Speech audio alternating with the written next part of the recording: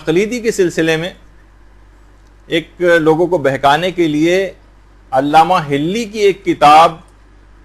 پیش کی جاتی ہے کہ اس میں علامہ ہلی نے لکھا ہے کہ فقہا امام زمانہ کے دشمن ہوں گے۔ اللہم صلی علی محمد و علی محمد۔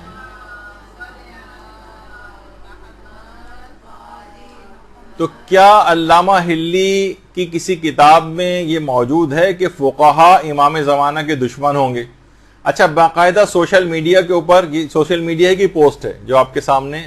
مینوان ہم نے ویسے ہی اس کو لے آئے ہیں، اس کی ہیڈنگ یہ لگائی گئی ہے وہ فقہا جن کی تقلید کی جا رہی ہوگی مولا امام قائم کے دشمن ہوں گے۔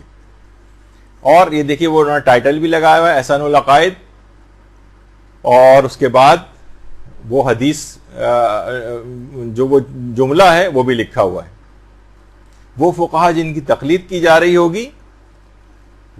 وہ آپ کے دشمن ہوں گے، یعنی امام زمانہ کے متعلق بات ہو رہی ہے۔ اچھا، اب دیکھیے سب سے پہلی بات، اب دیکھیے مختلف طریقے آپ کو اندازہ ہو رہا ہوگا بہکانے کے لیے کیسے چیزیں پیش کی جاتی ہیں۔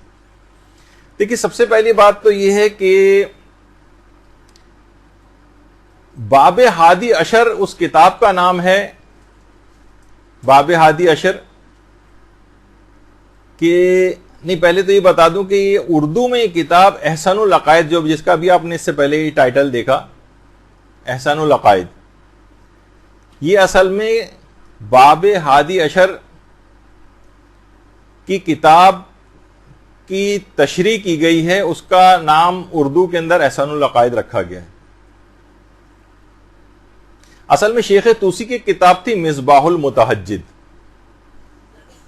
اس کے اندر دعائیں تھیں، زیارات وغیرہ تھیں، اس کے 10 چیپٹرز تھے، 10۔ علامہ ہلی نے اپنی کتاب کا نام رکھا 11واں چیپٹر باب ہادی عشر،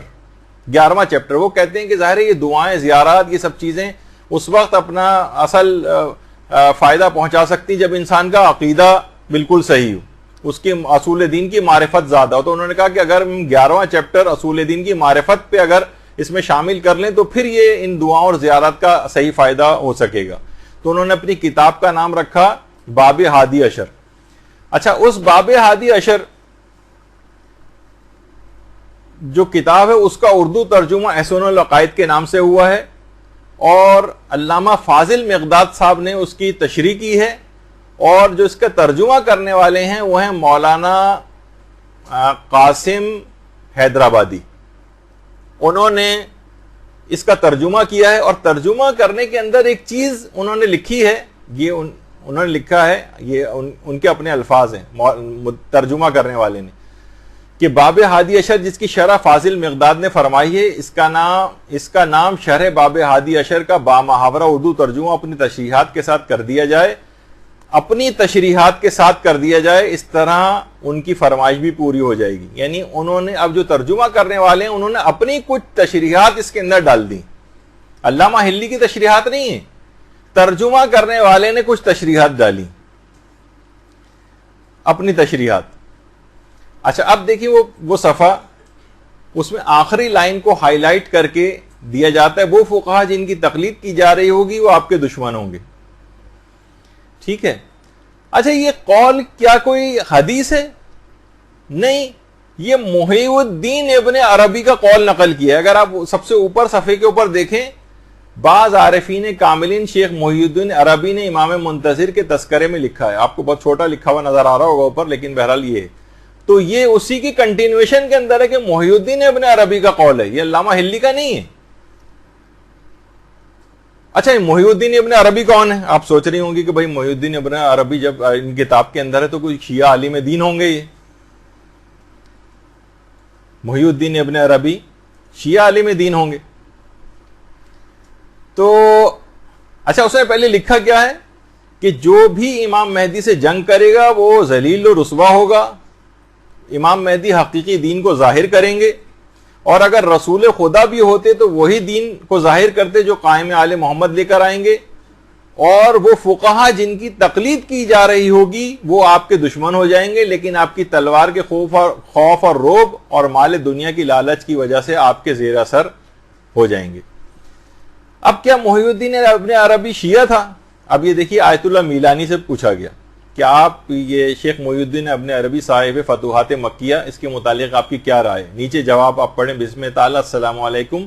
او قطعاً شیعہ نیست، وہ ہرگز وہ شخص شیعہ نہیں تھا محی الدین ابن عربی جس کا قول ہے کہ فقہا امام زمانہ کے خلاف ہو جائیں گے۔ پھر دوسرا سوال ان سے پوچھا گیا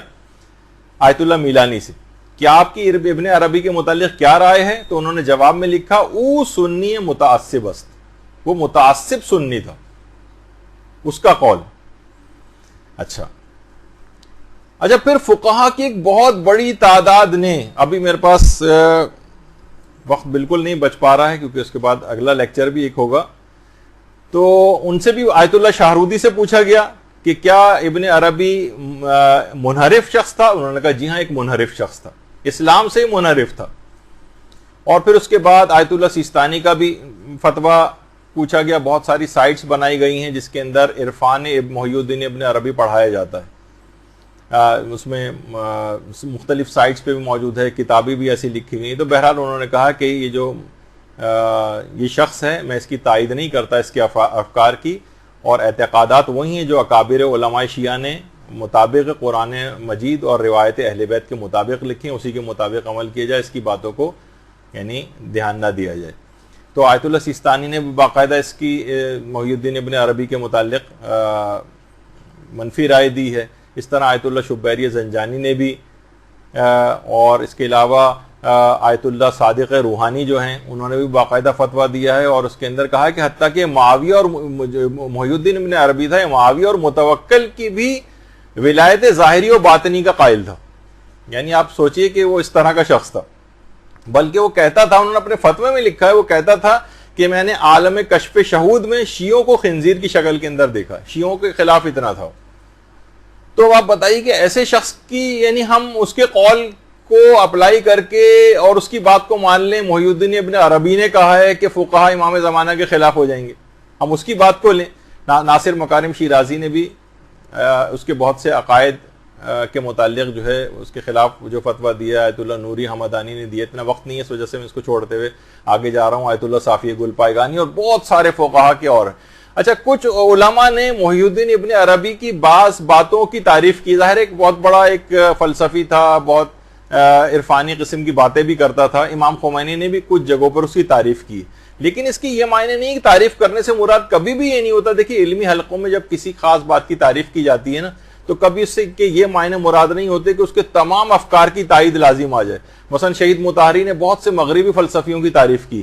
لیکن اس کے یہ معنی نہیں کہ مغربی فلسفی جو غیر مسلم فلسفی تھے ان کے سارے فلسفی کلام بالکل ٹھیک ہیں، نہیں، ایسا نہیں۔ تو چند ایک نے کچھ باتوں کی اس کی تعریف کی، لیکن اس سے یہ لازم نہیں آتا کہ وہ تمام باتوں کے اندر وہ شخص صحیح تھا۔ اور زیادہ تر تقریباً 98% شیعہ علماء اس کے بلکہ کفر اور الحاد تک کے جو ہے اس کے قائل ہیں، اس کے گمراہ ہونے کے قائل ہیں۔ تو بہرحال اس شخص کی بات کو ہم پر تھوپا نہیں جا سکتا ہے۔ اچھا کیا علامہ ہلی کی کتاب میں فقہا کے لیے کوئی حدیث ہے؟ تو علامہ ہلی کی اصل اپنی کتاب کے اندر کوئی نہیں، بلکہ کوئی حدیث ہی نہیں ہے، وہ تو ابن عربی کا قول ہے۔ اچھا کیا خود ابن عربی تمام فقہا کے خلاف تھا؟ تو اس کی جو کتاب ہے روح القدس فی مناصحۃ النفس، اصلاح نفس کا آئین حق، اس کے نام سے اردو ترجمہ بھی اس کی کتاب کا ہو چکا ہے۔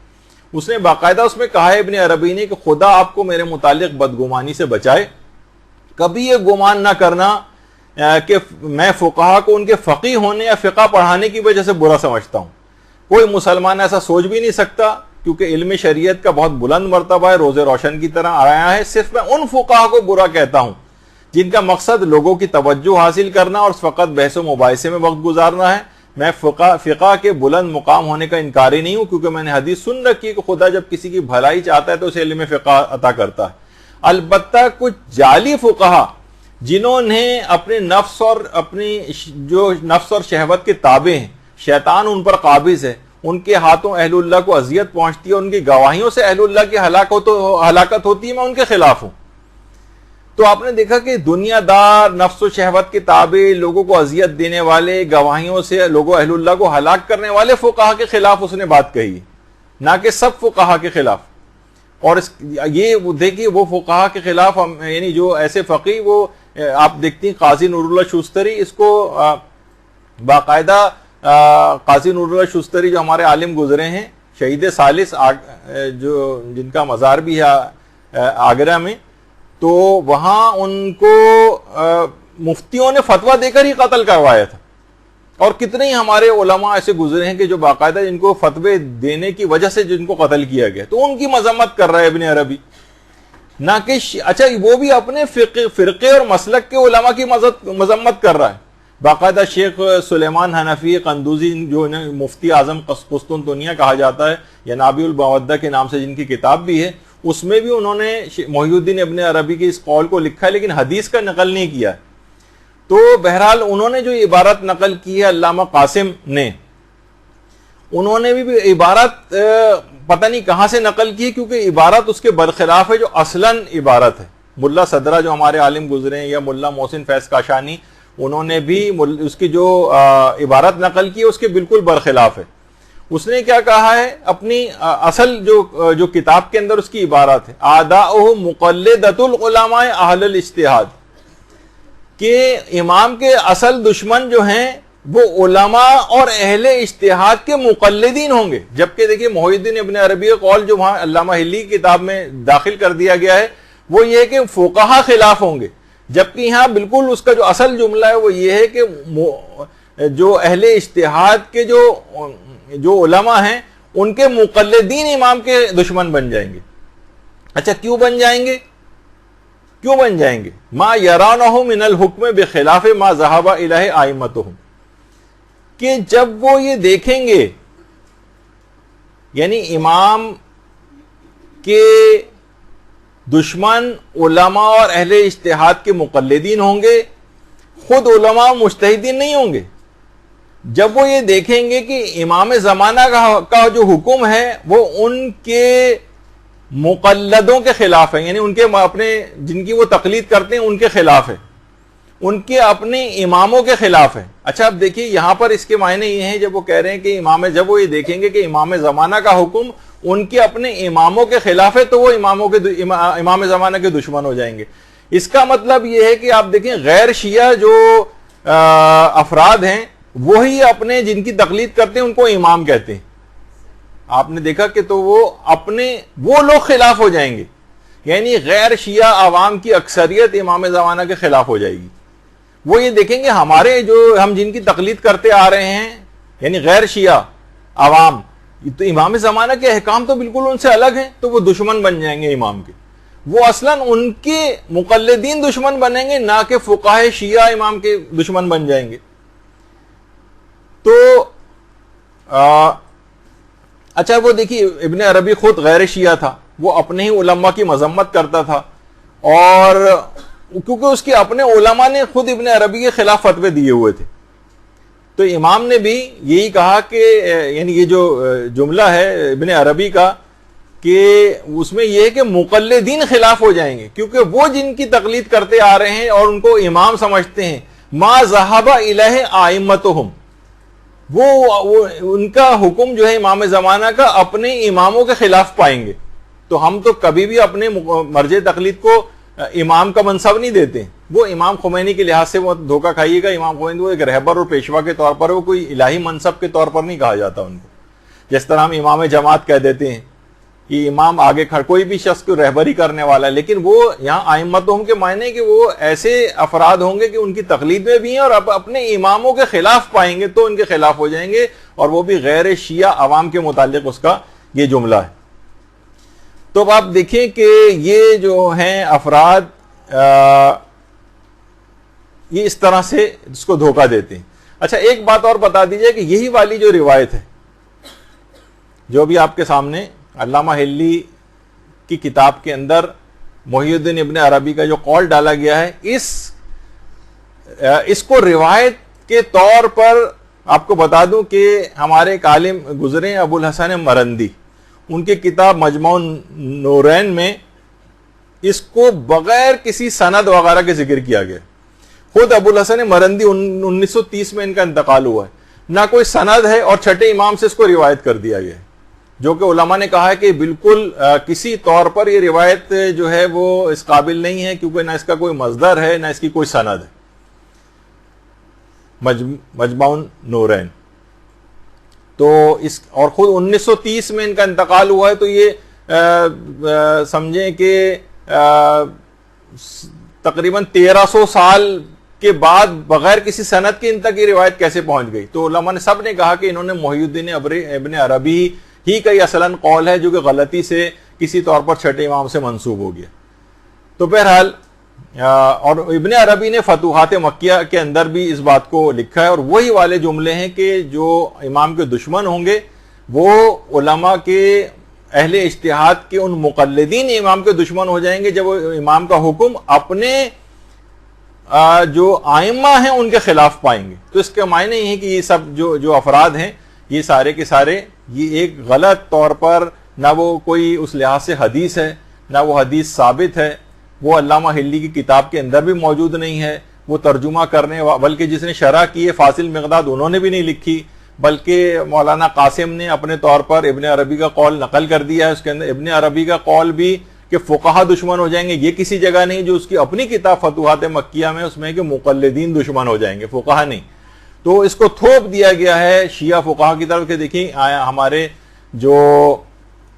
شیعہ فقہا ہیں ان کی مذمت خود روایات کے اندر آئی ہے. خود علامہ ہلی نے لکھا ہے کہ یہ آ کر امام زمانہ کے خلاف ہو جائیں گے، یہ تو صرف مال دنیا کمانے وغیرہ کے لیے اور امام کی تلوار کے زیر اثر صرف خاموش رہیں گے. تو آپ نے دیکھا کہ کیا سے کیا بات تھی اور اسے کس انداز سے بنا کر جو ہے پیش کیا گیا، اور اس انداز سے لوگوں کو دھوکہ دیا جاتا ہے. تو آپ نے دیکھا بھی ہم نے صرف 3 باتیں، صرف 2 تو روایات کا تجزیہ و تحلیل کیا، اور اس کے علاوہ جو عقلی طور پر صرف ایک چیز پیش کر دیں کہ دیکھیے مقلدین جو ہے ان کے گلے میں پٹا ڈال کے ان کو کھینچا جا رہا ہے تاکہ متنفر کیا جا سکے ان کو شیعہ فقہا سے اور تقلید چھڑائی جا سکے. تو ان سب کے معنی اور مفاہیم کتنے الگ ہیں، اس کے اندر کتنی دقیق باتیں ہیں، کس طرح سے جھوٹی چیزوں کو پھیلایا جاتا ہے، اور لوگ بڑے آرام سے اس کے بعد تمام جاہل قسم کے افراد ہیں وہ اٹھا کے ان پوسٹروں کو ہر جگہ شیئر کرتے ہیں کہ دیکھیے امام نے فقہا کے خلاف یہ فرمایا، یہ دیکھیے امام فرما رہے ہیں کہ تقلید سے دور بھاگو، بغیر کسی تحقیق کیے. تو یہ ہمیشہ آپ کو ان تمام چیزوں سے دلائل سے اپنے آپ کو لیس کرنا ہے، کیونکہ یہی بچے نوجوان یہ گھروں کے اندر ان عقائد کو لے کر آئیں گے، اور آپ کے پاس ہی تربیت گاہ ہے ان کی، زیادہ مواقع آپ کو ملتے ہیں. تو آپ ان لوگوں کو سکھائیں، پڑھائیں، آئندہ آنے والی نسلوں کی تربیت کریں تاکہ فقہا اور مجتہدین کے خلاف یہ گھروں کے اندر افراد اس انداز سے پیدا نہ ہوں. کیونکہ عالمی سیاست یہ دیکھ رہی ہے کہ شیعہ مراجع کا اثر و رسوخ لوگوں میں کم کیا جائے، تو جب تک تقلید کے نظام کو نہیں توڑا جائے گا تب تک یہ اتنے ہی طاقتور رہیں گے. تو یہ ایک خاص سازش کے تحت ان کے خلاف پروپوگیشن سوشل میڈیا وغیرہ پہ کی جا رہی ہے، پرنٹ میڈیا کے حوالے سے بھی کتابیں بھی چھپا کر مفت تقسیم کی جا رہی ہیں. تو یہ آپ لوگوں کو بہرحال اس لحاظ سے آگاہ کرنا تھا. اور ابھی ہماری گفتگو امید ہے کہ چند اور جو احادیث اس سلسلے میں پیش کی جاتی ہیں وہ آپ کے سامنے پیش کی جائیں گی. برحمتك يا أرحم الراحمين وصلى الله على محمد وآله الطاهرين.